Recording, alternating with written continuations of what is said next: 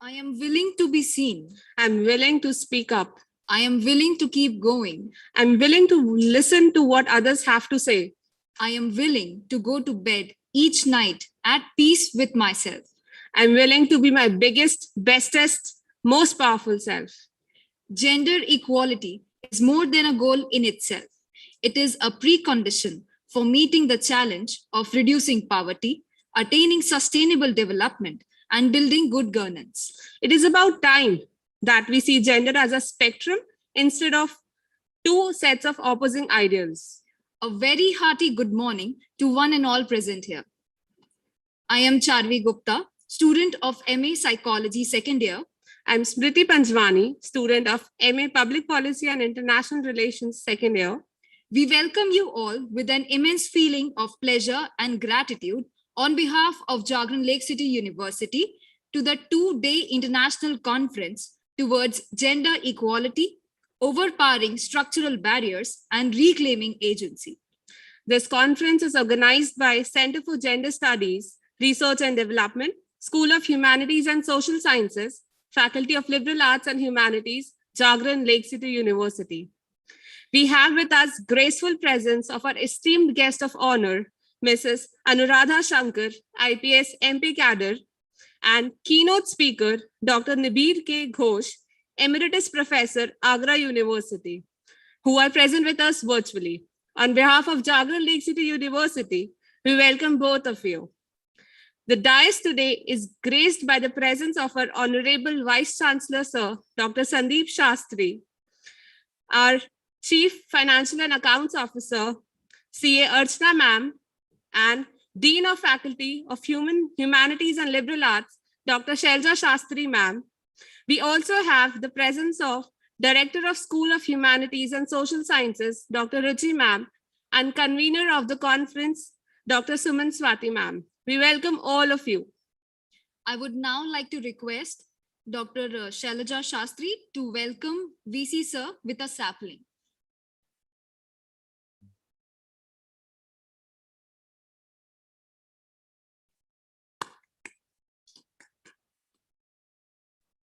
I would now like to request Dr. Ruchi Ma'am to welcome Archana Ma'am with a sapling.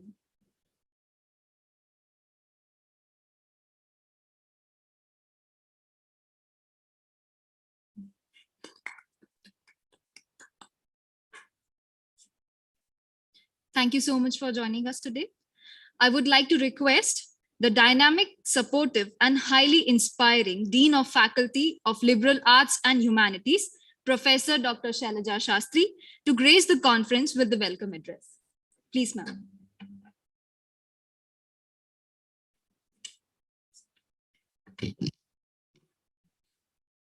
Good morning to all of you, and a very warm welcome to the dignitaries on the dais and off the dais, and people who are on the online mode, to all our special guests.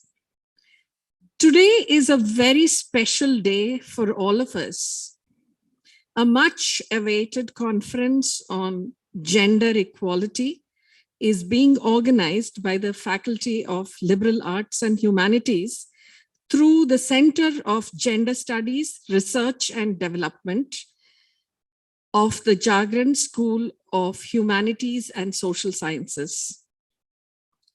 I consider it a privilege to welcome all the dignitaries attending the conference on both the online and the offline mode. First of all, a very warm welcome to you, Ma'am Anuradha Shankar, IPS, who is currently the ADG training, Government of Madhya Pradesh.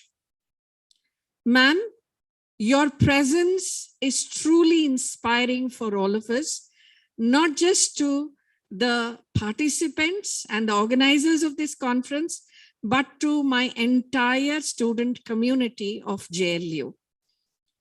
Who else better we could have other than you today? A very warm welcome to Dr. Nibir Ghosh, our keynote speaker, who is an eminent scholar, UGC Emeritus Professor, We are indeed very privileged to have you with us, sir, and we extend a very, very hearty welcome to you. It's a pleasure to have you with us. A very warm welcome to our Honorable Vice Chancellor, Dr. Sandeep Shastri. You have been constantly guiding and inspiring us to set up new benchmarks. Welcome to you, sir. A very special welcome to our very own Mrs. Archana Jain, Chief Finance Officer of Jagran Lake City University. You accepting our invitation and being with us means a lot to us, ma'am. To all the deans, directors, heads of the various schools of Jagran Lake City University, we welcome you to the conference. The success of any conference is dependent on the participants who contribute to the academic deliberations. We're very happy that we have had more than 100 registrations. A warm welcome to each and every one of you who have registered and are participating in this conference. I also extend a very warm welcome to all the members of my team who have been relentlessly working behind the scenes to make this conference a successful one. A special and affectionate welcome also to all my student community.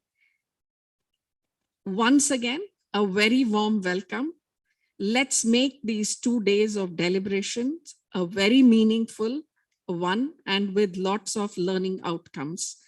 Welcome to each one of you.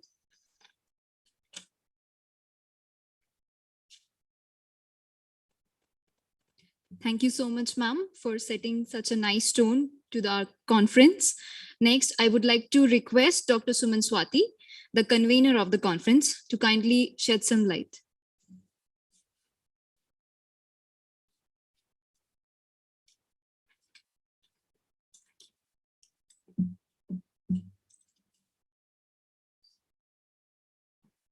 Good morning to all of you present here on the dais and those who are attending online session today. A very warm welcome to all of you. The Center for Gender Studies, Research and Development, established under the School of Humanities and Social Sciences, is functioning under the Faculty of Liberal Arts and Humanities, Jagran Lake City University. And we are pleased to invite you to participate in 2 days international conference on towards gender equality, overpowering structural barriers and reclaiming agency, with the aim of bringing together a global cross-section of scholars, practitioners, policymakers, and professionals from various colleges, universities, and industries to a common platform, making it interdisciplinary in approach to explore measures towards a gender-just society. In order to overpower the barriers and to achieve gender equality, it becomes very important to understand and then try to overcome them. Particularly, it has been observed that when members of the marginalized gender are provided the tools and opportunities they need to flourish in the careers of their choice, the whole society benefits. Times are changing, and we have seen more and more such people entering underrepresented fields and being recognized for their work. There are still many challenges, and we have a lot to achieve yet. So this is just the beginning. We are doing it today. Thank you.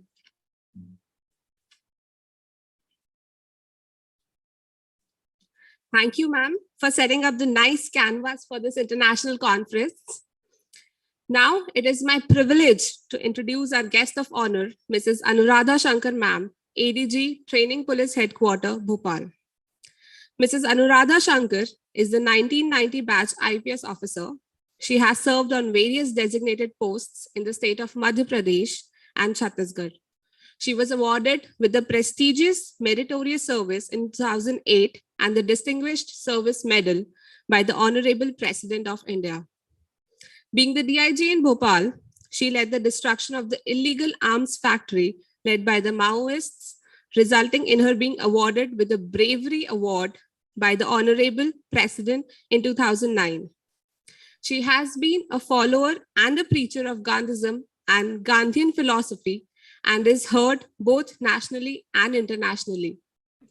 Mrs. Shankar is presently the ADG Training Police Headquarters and has the additional charge of Director, Madhya Pradesh Police Academy. Thank you, ma'am, for sparing time to be present here with us today. I would now request you to enlighten the conference with your words of wisdom. Over to you, ma'am. Thank you and namaskar to everyone.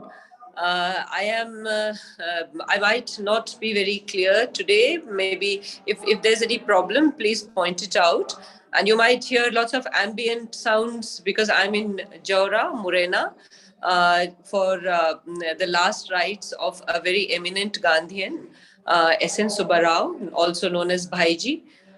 Many of you might know of him, and if you don't, then you can always Google and find out. So this is a very remote area of Madhya Pradesh, but he did a lot of work here, so I'm here. And so I must apologize in the beginning for any disturbances or any erratic signals that might occur. I am very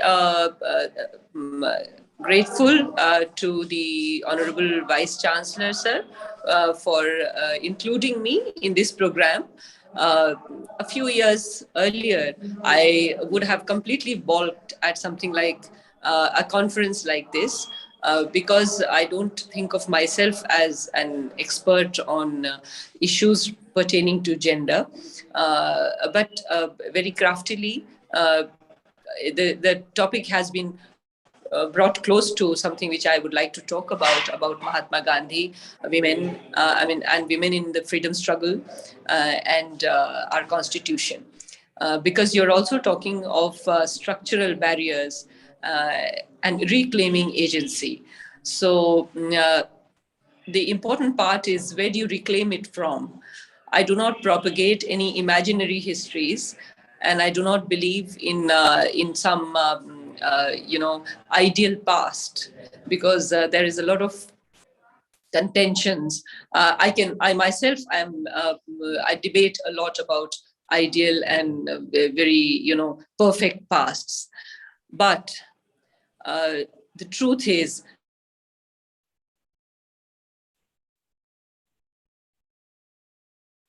created something, changed how in India lived and behaved. I can tell you that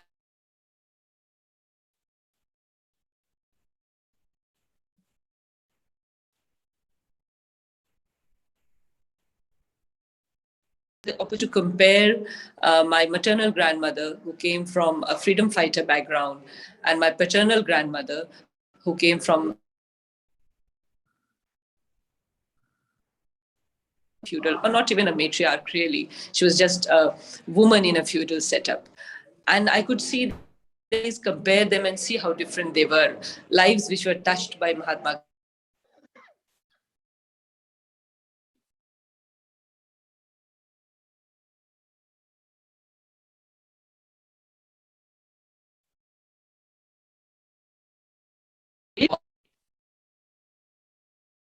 Interesting that what he did was started this revolution from his own home. I must talk to you about three women who shaped him. And these were the people who actually shaped him. Besides that, his reading shaped him. The first woman, of course, was his mother. He was beholden to his mother. He was so beholden to his mother and took her so much as a guru that in 1945, when UNESCO was being formed, and Sir Julian Huxley, who was, you might know that he was a great scientist, and he was made the chair of the UNESCO, and he wrote to all living philosophers for advice on what to put in the draft for the Declaration of Human Rights. Obviously, he wrote to Mahatma Gandhi also, because he was not only just a philosopher, but as George Orwell says, he was a philosopher through practice. His philosophy was through practice. He didn't say anything which he couldn't practice. So when Sir Julian Huxley wrote to him, and that letter is now on the internet, you must go and read the whole letter. When Sir Julian Huxley wrote to him about suggestions, to offer suggestions, whether he had anything to say about Universal Declaration of Human Rights, which the UN had to put forth, you know what he said? He said that I learned about rights at the knees of my illiterate village woman mother. So he said that there are no rights which do not correspond to duties, and that's what my mother told me. This is the kind of reverence which he holds his mother to. So his mother did not only teach him the kind of spiritual and religious grounding that he had, but she also informs him about the tools of negotiation in this world. So he takes her as an intellectual, and that's why you see in Mahatma Gandhi the respect for anyone and everyone, and education is not a prerequisite to earn his respect, because he realizes that 50% of the population of India, which he saw at that time, that is women, they do not have easy access to education. And if he insists, and then of course, there's a huge number of people from such classes whom we call depressed classes nowadays, the scheduled castes and scheduled tribes in the constitution, who did not have enough opportunity for education. And so he does not insist on that. And he takes his mother as not only a spiritual guru, but also a temporal guru. And that's how his mother affects him. Another person who he says has given him his Ram is the nursemaid who looked after him, Ramba Bai. And she, when he was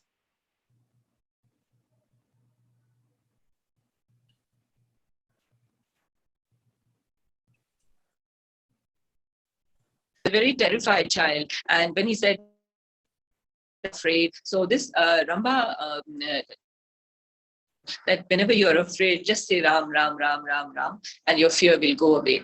And he tried it and it worked. So that's another guru that he had, a woman who shaped him, who shaped his complete faith in something which is beyond comprehension, and which lots of people find faults in Mahatma Gandhi for this blind faith in something which is beyond comprehension. But he practiced it. He found solace in that, and his personality became stronger because of this faith and practice.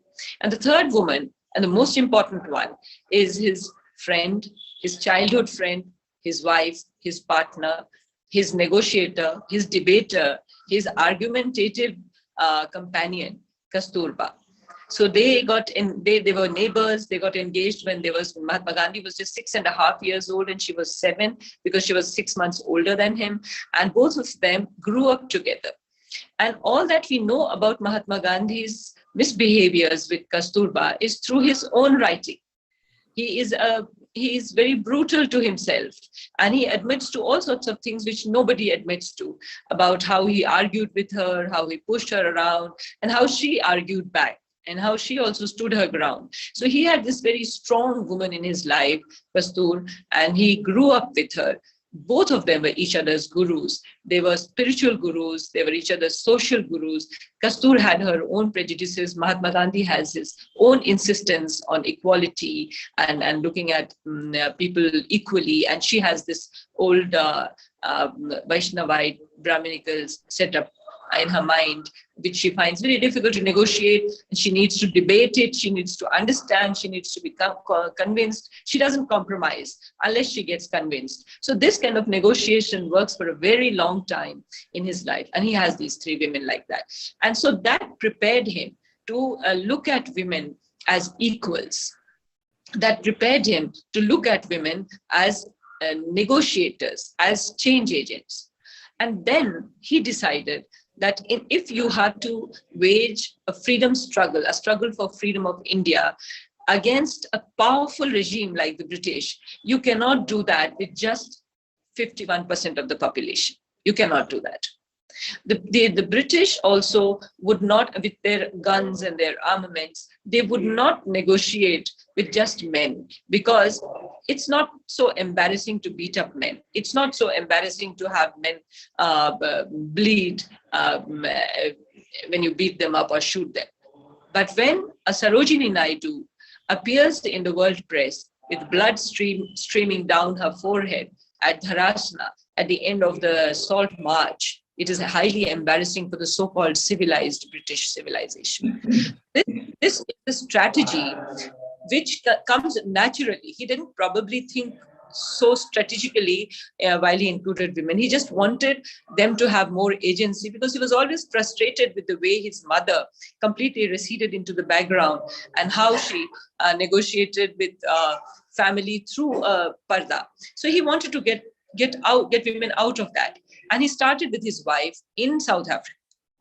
In South Africa, he forced Kasturba to protest what she did not like, because there was this Marriage Act. You know all about that. I won't go into the details, but he forced her to protest, because he said that I don't mind this. If you mind this, you go and protest. And she protested, and she organized a protest with other women also, and with a whole group of women. She went and she was jailed. She went to jail for almost 100 days. And this whole thing gave her the agency of being a freedom fighter herself. So when he comes back to India, she takes on flowers, blossoms into her own, personality. And while Mahatma Gandhi is talking to the indigo farmers and negotiating about their rights, Kasturba is building a Bunyadi school in Bitiharwa when he's in Champaran. So these sorts of things. And so Kasturba, later on, when Mahatma Gandhi falls ill in the 30s, she goes for the temple entry and the Harijan rights movement. She goes to South India. She goes to Triplicane. So these sorts of things. So, but once he started, my grandmother, my maternal grandmother, my Nani told me that once he made this example of his own wife, then we who were all in Parda, we said, well, he's got his own wife on the road. Why shouldn't we also go? And women came out in droves. And do you think that British could have been negotiated with just by filling the British jail just by men? It was filled by men and women, and he included all of them. So suddenly these women who were in Parda, who were, who did not have any agency in their lives, they became political beings. And the most important thing in a democracy and in a freedom struggle is to become a political being. Unless you become a political being, you do not get anything. Remember that. Right? Children's rights are most neglected. Rights of nomadic tribes are most neglected because they are not political beings. So when you're a political being, people think about you, people worry about you. So he made women into political beings. The other thing which he did was very important, was he made women he pulled women into the economy. How did he do that? He did that through the Khadi movement, the Khadi and handicrafts, handloom movement. My grandmother used to tell me that when we started plying the charkha and started taking out the thread from the charkha, there were women, I mean, she said, including herself, and she came from a very well-to-do family. She said, I had touched money for the first time, because money was not given in women's hands. Money was always in the hands of men. And you know how empowering money is. When you have money in your hands, how empowering it is. So she said that Mahatma Gandhi made us creatures of part of the economy of India. And we started making money. 2 annas, 1 anna, 4 annas, 8 annas, but we had money in our hands. They might have been, in certain families, they might have been just taken up by the mother-in-law or the father-in-law or whoever the patriarch or matriarch was, but still they knew they had a little bit, and they did whatever they wanted to do with that. So this inclusion of women in politics, inclusion of women in economy is one of the most important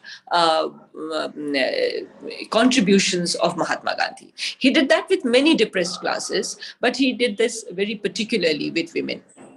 Now, this whole background was right there in 1934 when Emin Roy demanded uh, Constituent Assembly. It took about 12 years to form the Constituent Assembly, from 34 when Emin Roy demanded it, and in 46 when it was made. And by the time it was made, India had been plunged into a terrible sectarian violence. All of us know about that. It was a horrible, horrible thing. And Mahatma Gandhi always prioritized human life to any philosophizing or theorizing. So he moved into Eastern India, where the violence was terrible, from Bihar, Bengal, and he went there and he started working with the people and started dousing the fires of sectarianism. Meanwhile, this Constituent Assembly was made, and many people might not know that Dr. Ambedkar, who had lost his election from Bombay, Mahatma Gandhi forwarded his name as a prominent, not only a prominent jurist, but from a person who comes from such depressed classes as would make a constitution which would be most fair for the last person. You know, his talisman was that you must always think of the last person. So then the Constituent Assembly was made. Unfortunately, the Constituent Assembly did not prioritize Mahatma Gandhi's dearest priorities. His dearest priority was the village. And he made, actually, there's a little principality called Ondh in Western India. And Mahatma Gandhi drafted a constitution with the help of some jurists and the Prince of Ondh. And it's a beautiful document to read if you want. You can, I think Shrimanarayan Agrawal wrote it with him. And it's now also available on internet. And it's a beautiful document which talks of India as composed of villages, the village as the core of economy and polity, and now all those little things which especially these, my dear students, your generation is so focused on. All those things like the environmental protection, local, from local to global, and sustainable economy, and all these. Now, this whole idea of non-violent economy, sustainable economy has come.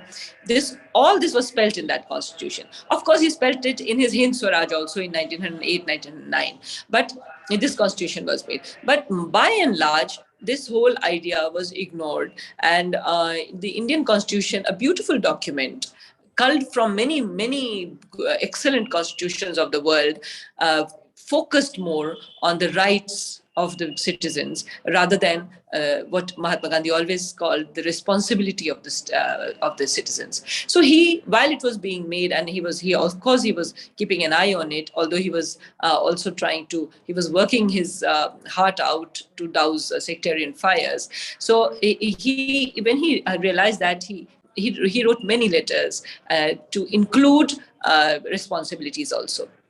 So these responsibilities, are in the directive principles of state policy in the Constitution, and those the directive principles are non-justiciable. They are just like a directive principle, and the fundamental rights are justiciable. But where Mahatma Gandhi was able to, slowly meander into the Constitution was in the right from Article 15 to Article 21. So Article 15 to 21 are a guarantee for women, not only for women, for everyone really, but here for women.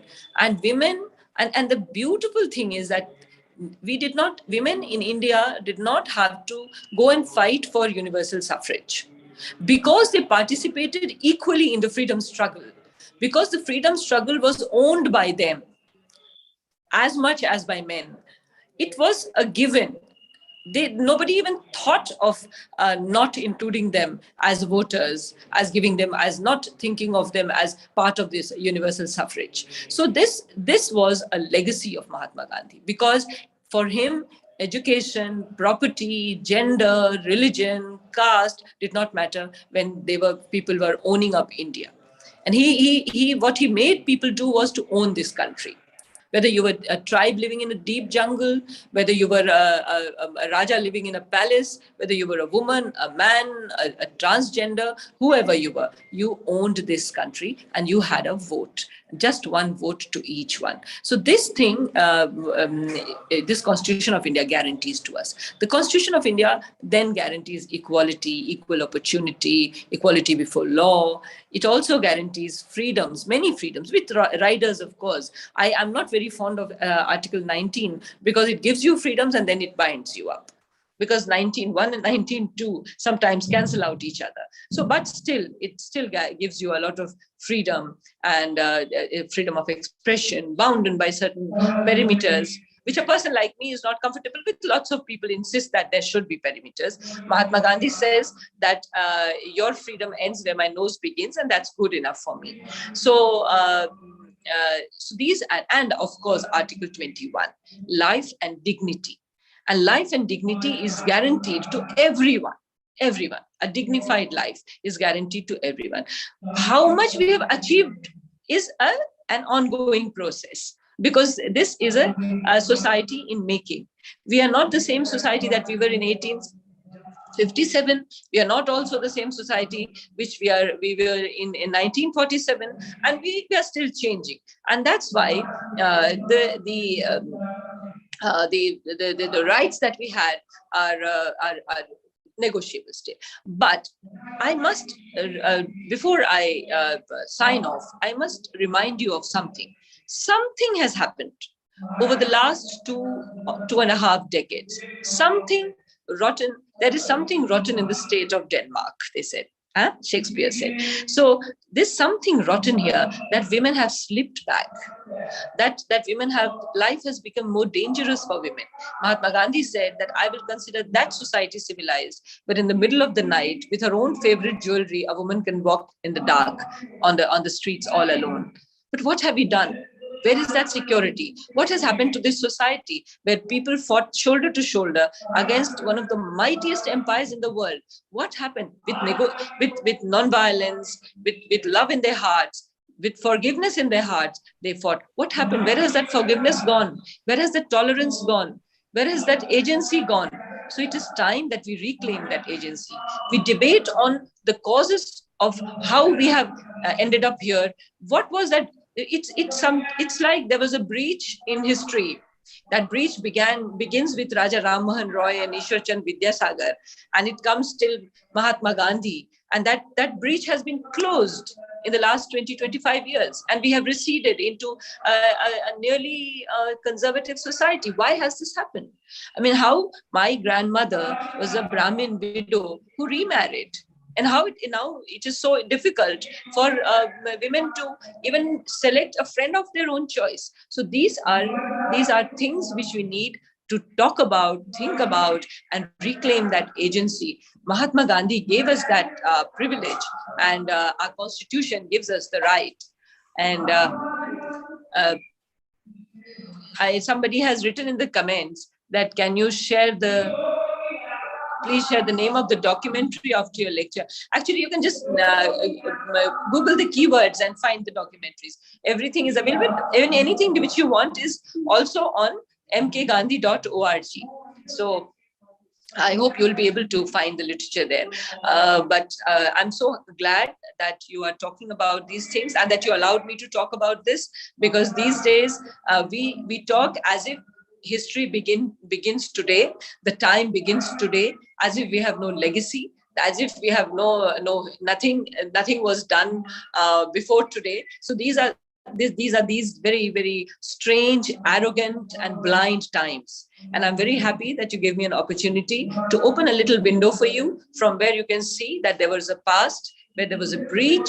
And I told you it begins with Raja Ram Mohan Roy and Ishwar Chand Vidyasagar and comes till Mahatma Gandhi. And in that breach, women stood up firmly stood up with agency. They were political creatures. They were part of the economy, and that's what we need to reclaim. Thank you so much for including me in your absolutely wonderful conference, and my best wishes for the success of this conference. I'm sorry I won't be able to listen to more of it, a little bit maybe half an hour or so, but because I'm right here for the last rites of Subbarao-ji, so I'll have to go and see, be a part of that also. Thank you so much. My best wishes to all of you. Thank you so much, ma'am, for joining us and sparing time for us, and highlighting the role and impact of women on Mahatma Gandhi's life, and how Mahatma Gandhi also highlighted a lot on political and economic identity of women, and highlighting the struggles and challenges of women during India's independence, and also highlighting how strong and powerful Article 21 is, not only for identities, but I think to bring the soul for everyone. It is my privilege to introduce our keynote speaker for the conference, Dr. Nibir Ghosh. Dr. Ghosh is UGC Emeritus Professor and former head of Department of English Studies and Research, Agra College. He was awarded the prestigious Senior Fulbright Fellowship at University of Washington, US during 2003-2004. He is the author, editor of 15 widely acclaimed books that have been acquired by British Museum and US Library of Congress. He is eminent scholar and critic of American and British post-colonial literatures, and he has published over 180 articles and scholarly essays on various political, socio-cultural, and feminist issues in various national and international journals. He is actively engaged in promoting the cause of women empowerment, and he has written extensively through his books about the perils of discrimination against women in India and in US. He has been anchor of NUSSD, National University Students Skill Development Program under the aegis of DIS Mumbai, PMO Office, and Ministry of Youth and Sports Affairs from 2013 to 2016. An associate of Indian Institute of Advanced Study, Shimla, he is founder and chief editor of Remarkings, an international journal of research in English, which has recently completed 20 years.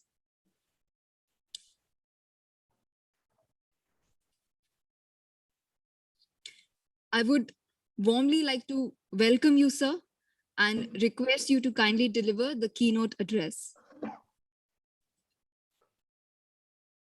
Good morning, all present here, online and offline.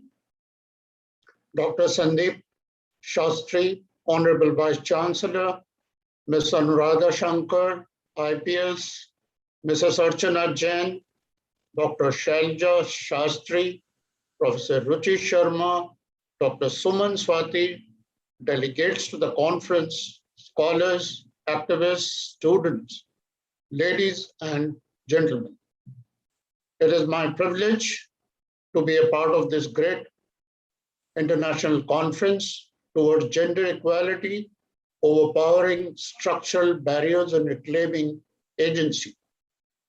But before I begin talking to you, I would like to extend a very warm word of welcome to Dr. Shailja Shastri for writing such a warm letter, inviting me to this conference. Thank you so much, ma'am. Friends, it's just a coincidence that while this conference is being inaugurated, today I saw the publication of one of my poems, which I received this morning.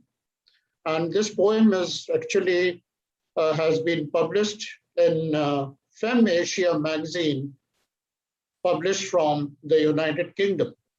So as an afterthought, I'll begin with that poem. And this poem will be probably something which will make you aware of the reality which all of you are already aware of. The poem is titled Ode to All Women in the World.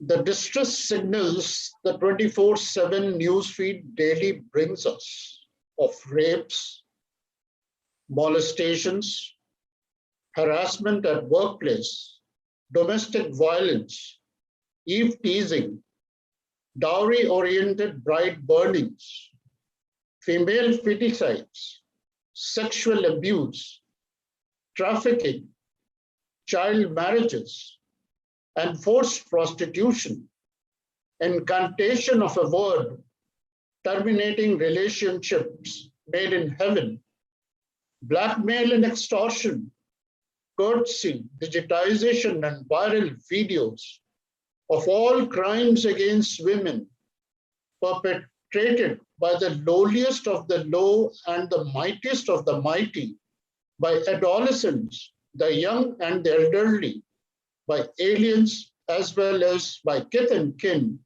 in garbs of sophistication and attires of divinity, cutting across caste, community, class, region, religion, and race, completely blind to and unmindful of their compassion, struggle, and sacrifice.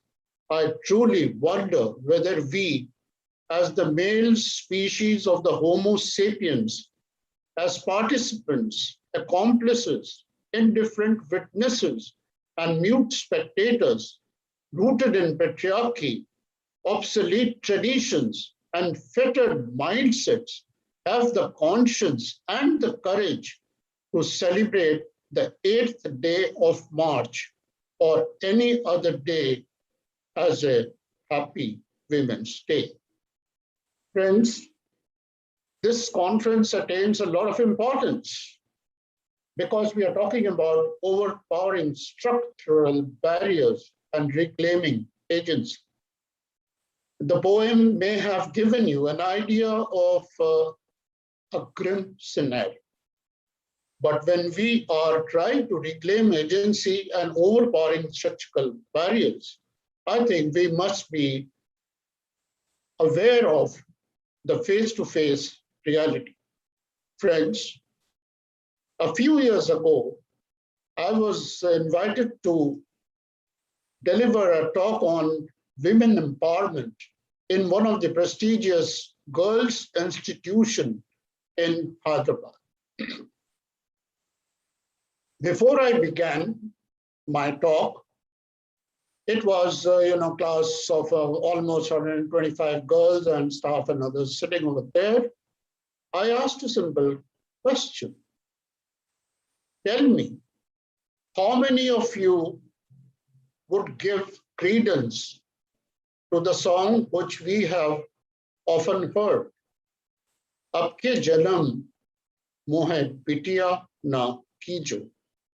Friends, you'll be surprised to know that in that class of 125 plus, there were only 2 girls who said that they thought that times were a bit changing and women were a little more free to do what they wanted. It is quite true that if you look at whatever is the kind of the areas that women have spread out and have been in control, even the most recent allowing the government decision to allow women candidates to enroll for the ND exam, I think is a very decisive step.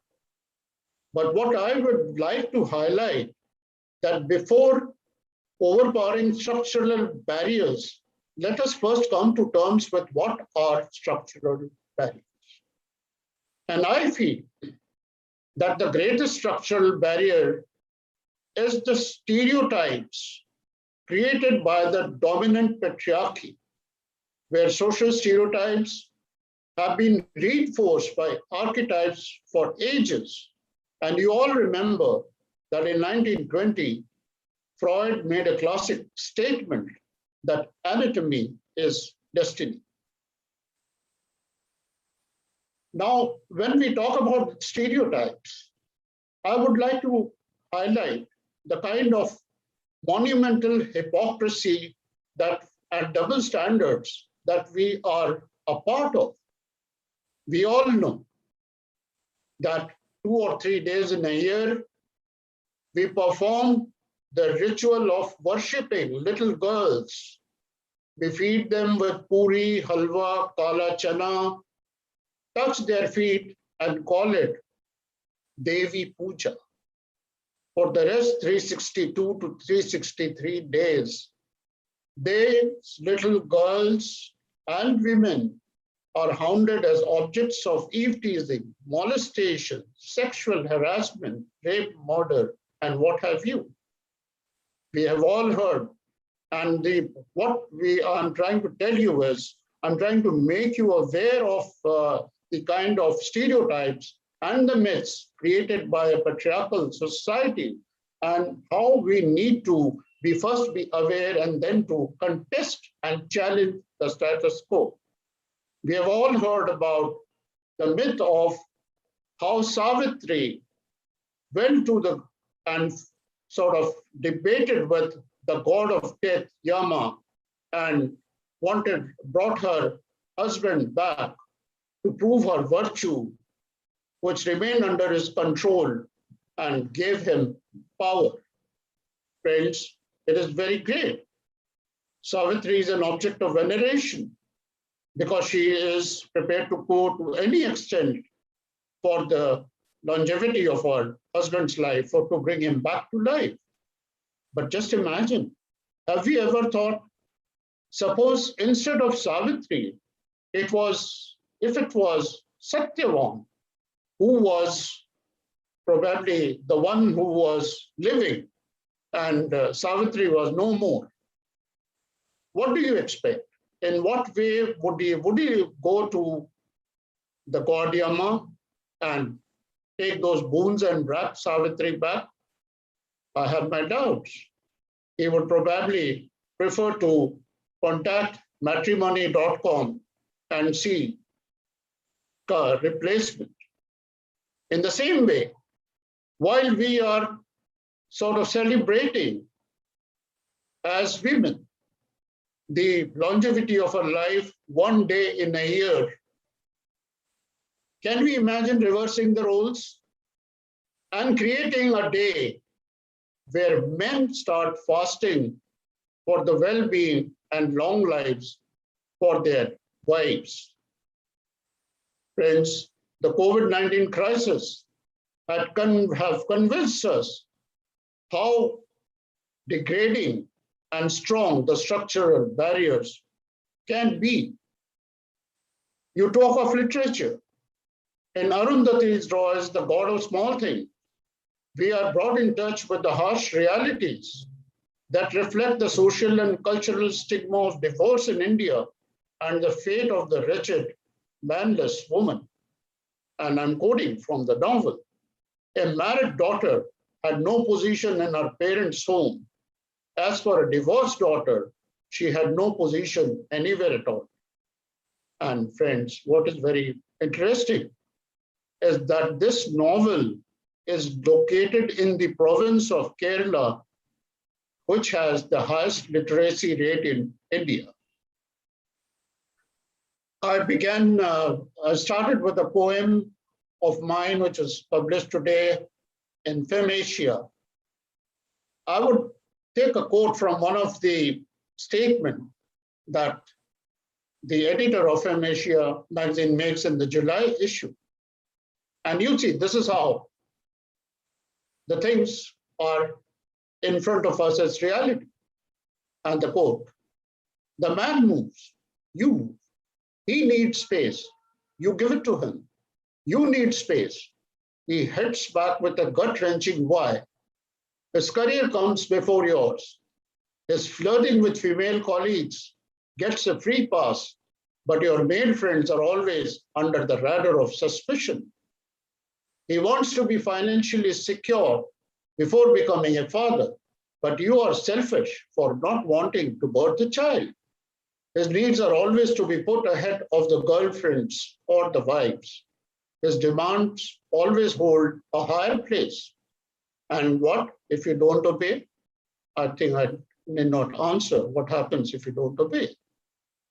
The problem when we talk of gender equality is if we see the gender divide, men and women, as the oppressor and the oppressed, if we cannot ignore the fact that sex is the only instance in which representatives of unequal groups live in more intimate association with each other than with members of their own group to a greater extent than any other underprivileged group.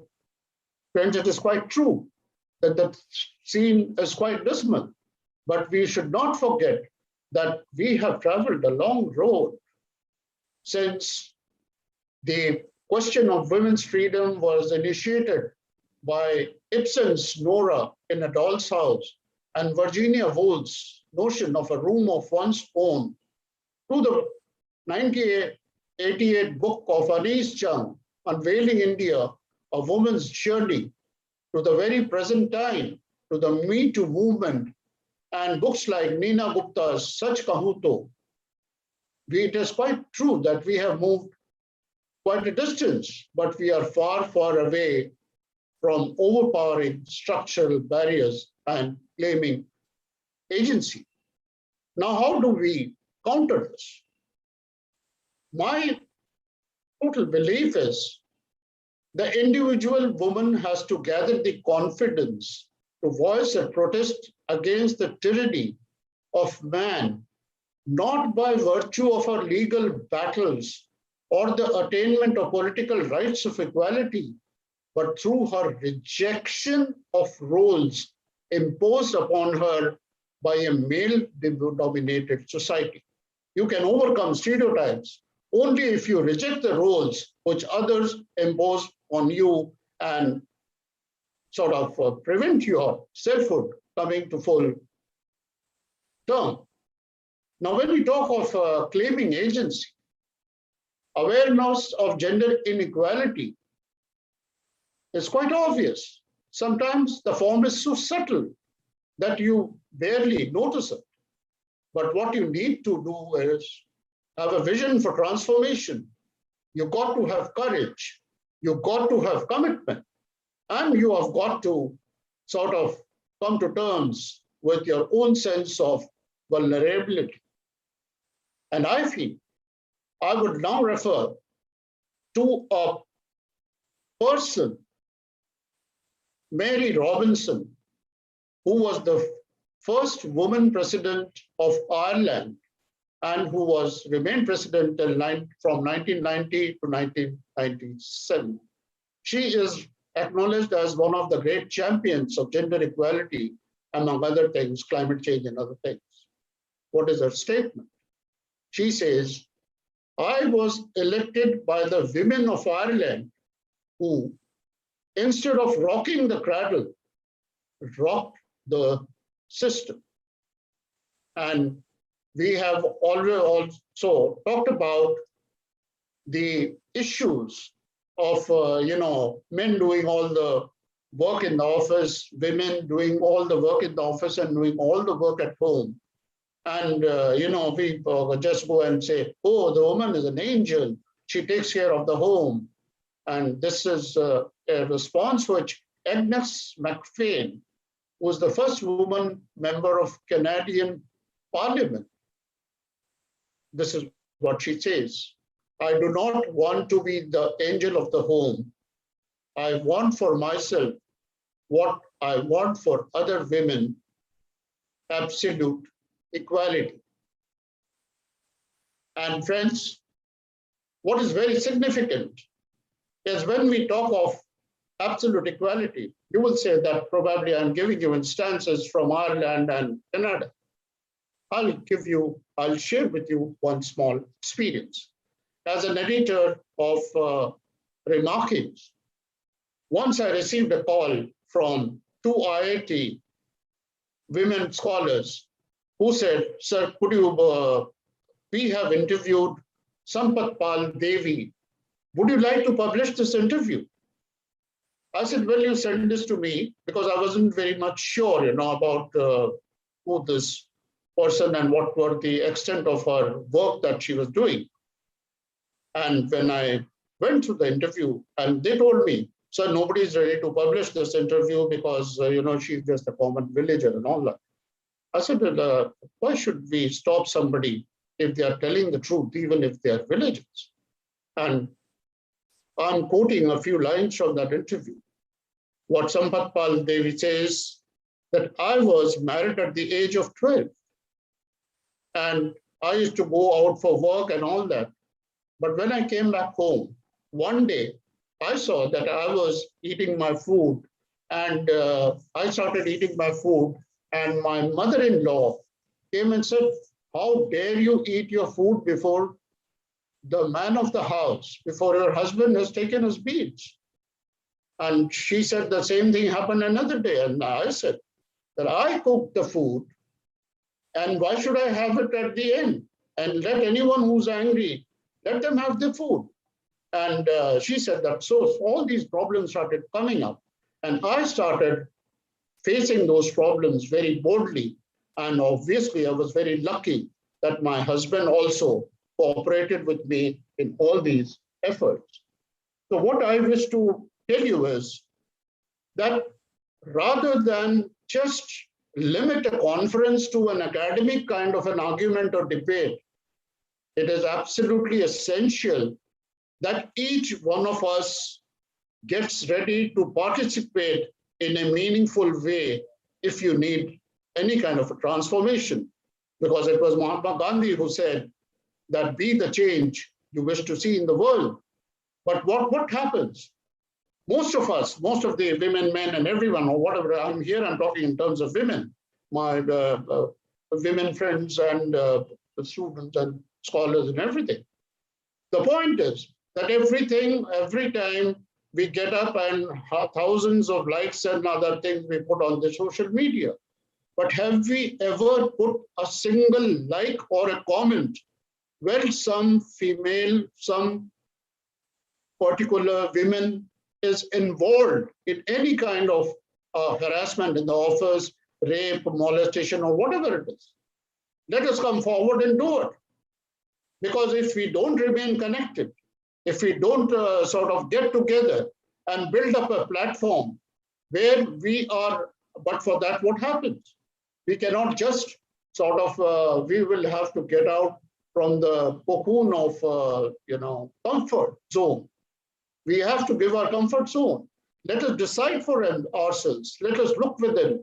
All around you, you see the deafening noise which doesn't allow you to know what you want to think. So when you start thinking, you must start building effective networks and create a supportive network for new ideas that promote women-led initiatives. A friend of mine whom I interviewed in US while during the Fulbright tenure, August Wilson, in one of his plays, he says, what good is freedom if you do nothing with it? So what I would say is in order to overcome structural barriers, let us not wait for any clarion call. Let us connect, empower, inspire, and impact. There are more than 100 scholars who have registered, and I'm sure everybody is going to talk about the gender equality. But what I would like to request all these young friends, that instead of just sticking to an academic kind of a discourse, let them get into the paper and do what they want their characters or authors to do. And I'm sure that with that kind of sincerity to empower, inspire, and impact, maybe a day will come when everyone would be happy to say, "Abke janam mohe bitiya hi kijo."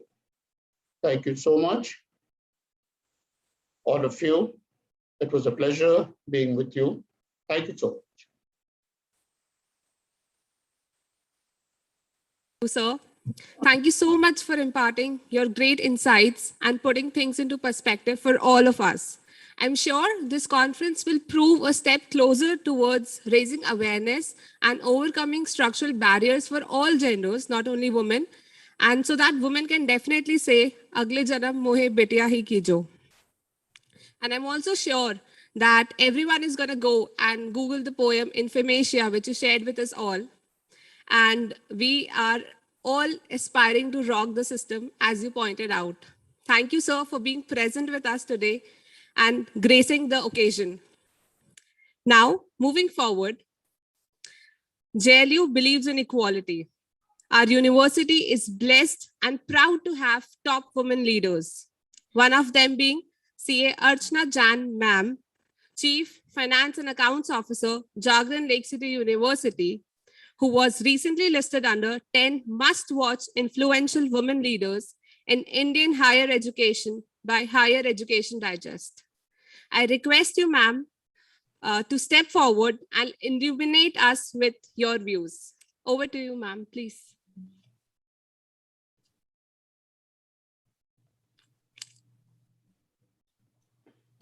A very good afternoon to all the dignitaries present here on the dais, off the dais, joining us online. I think it's been a wonderful morning hearing to Sir, Ma'am, and their thoughts. It's enlightened us a lot. I don't know what should I say now. I'll just try to be very simple. So coming to the topic, gender equality, overpowering structural barriers and reclaiming agency. Well, gender equality has been an age-old problem that has existed for several decades now. It is a universal problem in developed countries and in developing countries, including India. So gender equality is not only a fundamental human right, but it is necessary foundation for a peaceful, prosperous, and a sustainable world. Today, we see the world is progressing. Who thought we would have civilians flying to the space today? Who thought we would live in the world of cryptocurrency and blockchain technology? Who thought India would lead the world's largest vaccination drive, crossing 100 crore mark? Yes, we are progressing. But on the other side, unfortunately, today, we also witness women protesting in Afghanistan for basic human rights like education. During COVID-19, it was reported 1 in every 3 women worldwide experience physical or sexual violence. Now, let us ask the question again. Is the world progressing? Are we really progressing? So I believe the topic chosen for the conference is so apt, and in the next 2 days, we will have great speakers speaking on this. I would just speak on a very lighter note and thank Shailaja ma'am for giving me the privilege of sharing my thoughts. Well, what I believe, what I believe is gender inequality, the most important role should be played by women. Women are so powerful. They have been powerful. They are so powerful emotionally, mentally, physically. But I don't know why we don't stand up for ourselves. Till we don't stand up for ourselves, why would people around us support? So before looking for people around us to support us, we have to stand for ourselves. We are independent, we are educated, we are aware, we are strong. But I think still each one of us sitting here today or joining us online would have experienced this gender inequality. So it's high time that we accept, respect, and love ourselves. We know we all have a lot of imperfections, but I think that is what makes us unique. Second, I believe women, of course, they have to support themselves, but the other women should come in support of women.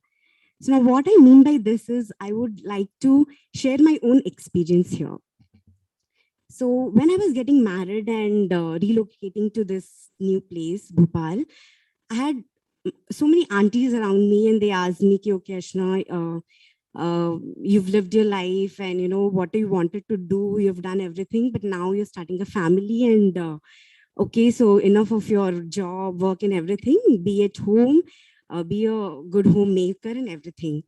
So I asked a question to myself, like what they have been through and why they're not supporting me if I want to do something better.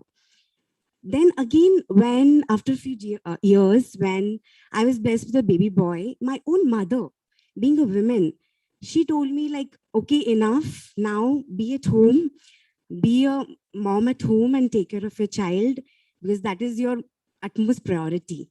So my question is, still the women around us will not support the other women. How will we fight this gender inequality? And, so that is an important question that I think each one of us should ask and believe in that. Let us come forward and support ourselves and the women around us. Then, of course, the other gender, men, they play a very important role. I think we all have heard this very often. Behind every successful man, there is a woman. But I'm not sure if we hear that very often, that behind every successful woman, there is a man. Or maybe because we did not have successful women, or we had very few.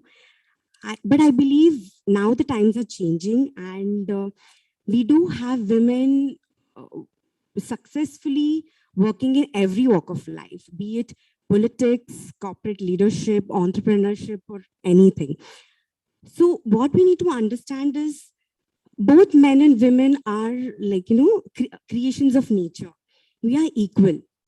So lives of men is also strongly influenced as lives of women. So when we talk about societal norms, conception of masculinity, the expectation from men has always been that they will be the breadwinners of the family, and they would take care the material needs of the family, and women would nurture the family. So why not we interchange these roles, or why not we share the load, and both men and women walk together here and strike a balance? I would just make a quote here. We've begun to raise daughters more like sons, but few have the courage to raise their sons more like a daughter. And last, society and perception. Now, what is society? I think society is me, you, all of us here. So I think society is something what we perceive things. So why not we start a beginning? If we all here attempt every single day, in our daily lives, then maybe this can be overcome. So to conclude, I would just say a gender equal society is a society in which both men and women are equal members, have the opportunity to participate in all kinds of social activities at will, equally enjoy political, economical, and cultural benefits, and share responsibilities. And here I end with another quote. A gender equal society would be one where the word gender does not exist, where everyone will be only themselves. Thank you so much.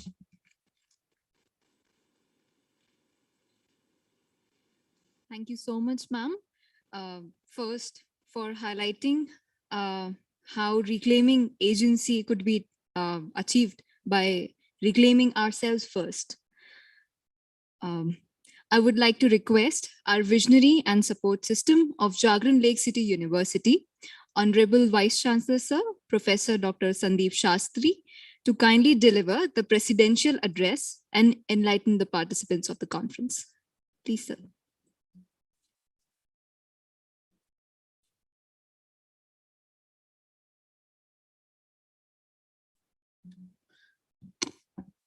Distinguished delegates attending this conference on gender equality. Those of us who have been here since 11 o'clock have been witness to this banquet of ideas we have had till now. Anuradha ma'am laid the foundation by talking about the past and talking about the ideal, the perfect, and the real. And I think that's a very, very important factor when we discuss gender equality. Nimirji, through his very scintillating words and measured tone, reminded us that do we only talk of equality of opportunity, but do we also talk about equality in the actual results? What you see in the real world around you. And then I had the widest smile on my face when I heard my colleague talk, when I heard Archana ji talk about the theme. If I could request my cameraman to pan now on the panel which is sitting on the stage, rather than pan on me. If it's possible for you to pan on the panel, because I think now the panel is perfect, now that I have got off the panel and come on to the rostrum. Because on the stage now, in this conference on gender equality, we have 4 women of our university whom we are extremely proud of for their achievements, for their success, and for what they have contributed to the university. And to these 4, of course, I would add my colleagues and students who have contributed to Jagran Lake City University being a space that seeks to nurture gender equality. I would just like to make one point and highlight 2 examples to make that point. For me, overpowering structural barriers, and Nibirji mentioned this as part of his keynote address. For me, the biggest structural barrier is the mind. It's not about institutions and processes, it's about how our mind works. I cannot ever forget my 6th standard classroom, where I had my first experience of what it meant to learn about women's empowerment. And that was my 6th standard teacher. I don't remember the context in which it came up, but she looked at all of us in the class and said, one day, when I get a chance to meet God, one day when I get a chance to meet God, I will ask her, why is there so much good in the world? And we all were dazzled because till then, nobody had referred to God to us as her. It always was him. And she looked at all of us. I thought she especially looked at the boys and asked that question. When I get a chance to meet God, I will ask her, why is there so much good in the world? She had not ended her statement. She again looked at all of us and said, when I get a second chance to meet God, I will ask him, why is there so much of evil in the world? I will never forget in that 6th standard class how all the girls looked at us and said, look, ma'am is setting the path with regard to how this world is structured. And for many of us boys in the class in that 6th standard, I remember the way we decided that how we think on these issues becomes so critical. I remember our lunchtime conversations in our class on these issues. And that's when I started asking myself the question, is this question of equality something born in the minds of people? I will recall a second incident, and it's directly related to what Archana ji discussed. Many years ago, I was invited to deliver the graduation day speech at an all-women's college. And I took the opportunity, went there. I was being introduced by the head of the institution. And the head of the institution made a very, very, very powerful speech about her college. She said, we are one of the best colleges. Our students are placed everywhere in the world. He is a lawyer, he is a politician, he is a doctor, he is an engineer. I looked around that hall. I was the only he sitting in that whole hall. And here she was referring to he.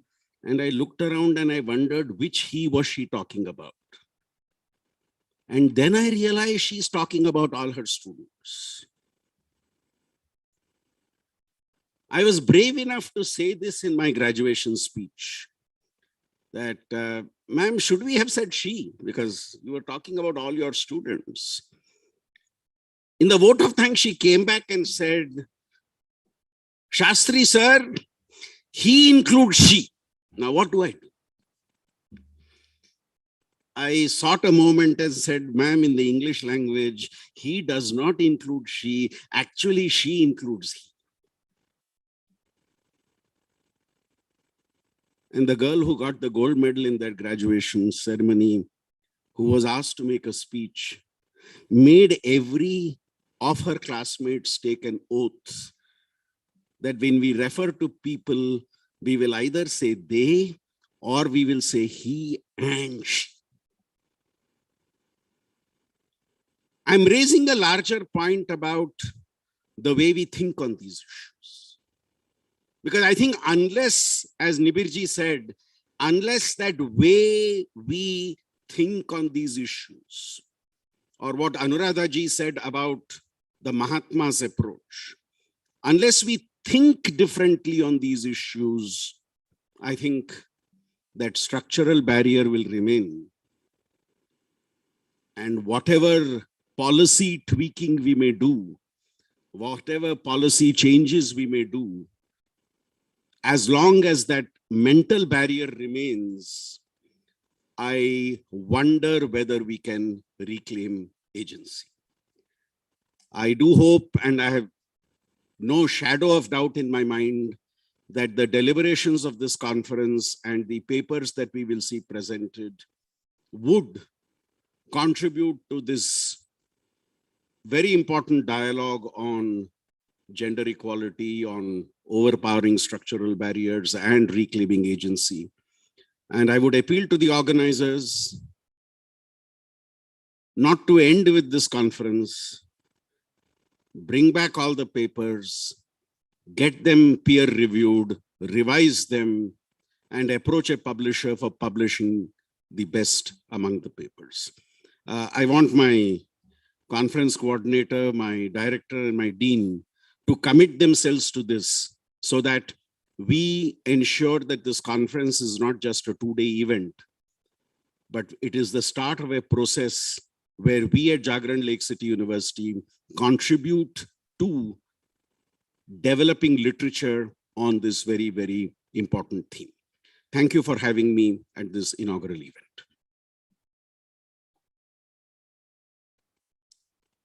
Thank you, sir. I'm so pleased here to thank on all of us, on behalf of all of us, for invigorating all our spirits and infusing so much energy in us through your words. You have literally ignited our minds in true sense. Thank you, sir, for being here. Now, I request Dr. Ruchi Sharma ma'am, Director, School of Humanities and Social Sciences, to deliver a vote of thanks for all our esteemed guests. Please, ma'am.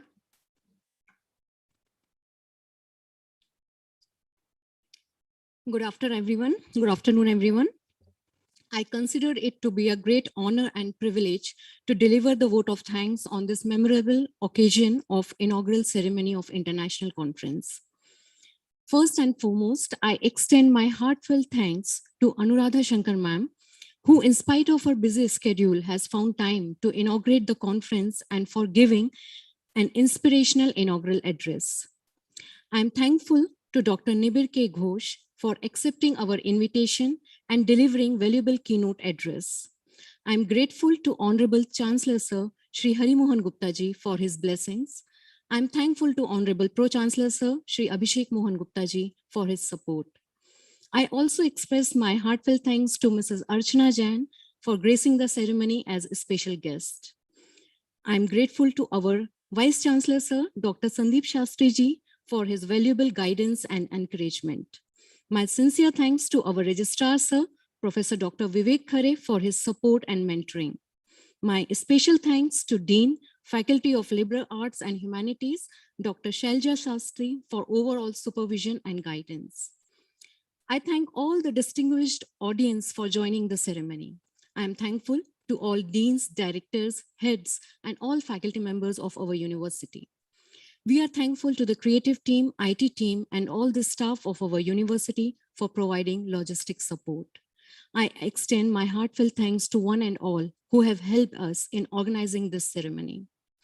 I owe special thanks to all participants who are participating in this conference. We are looking forward for intellectual deliberations on overpowering structural barriers and reclaiming agency for a gender-just society. I invite you all to participate in the technical sessions scheduled today as well as tomorrow, and let us all participate in making the gender equality a reality. Thank you so much.